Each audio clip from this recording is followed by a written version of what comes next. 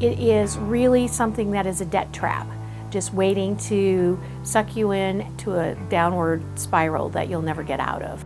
The trap is payday loans, but what infuriates consumer advocate Linda Hilton most is the new and unexpected vendor, credit unions. There's still that feeling that they are going to treat you like family, they're going to treat you right, and they are going to give you a good deal.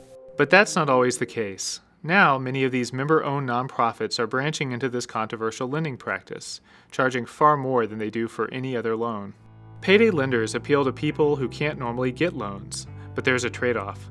Lenders charge very high interest rates.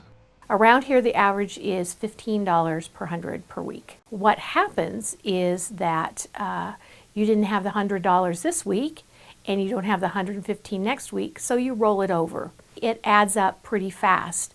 At the end of 6 weeks of doing this, you've paid more than 100% in interest. Hilton was shocked when she found that credit unions in her home state of Utah were partnering with payday lenders. At Mountain America, one of the largest credit unions in the Southwest, annual interest on an average 2-week My Instacash loan is 312%.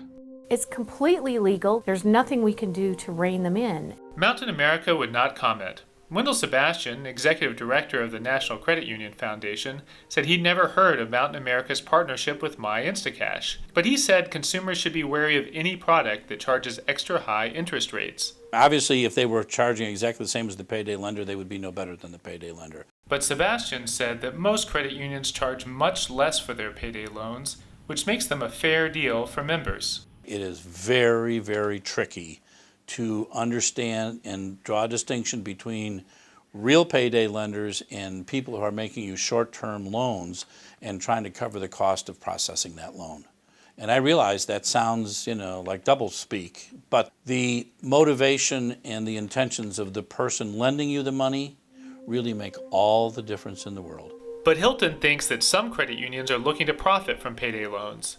She said there is no other explanation for annual interest rates that exceed 300%. It's a better loan shark product, but it's still a loan shark product. That's why she started a campaign last year to force credit unions in Utah to drop payday loans. Several did, but Mountain America has held out. I expect better from my credit union. I expect them to give me a fair loan at a fair price. So you go in thinking that the credit union is working in your best interest, and they've sent you to a loan shark. It's not right.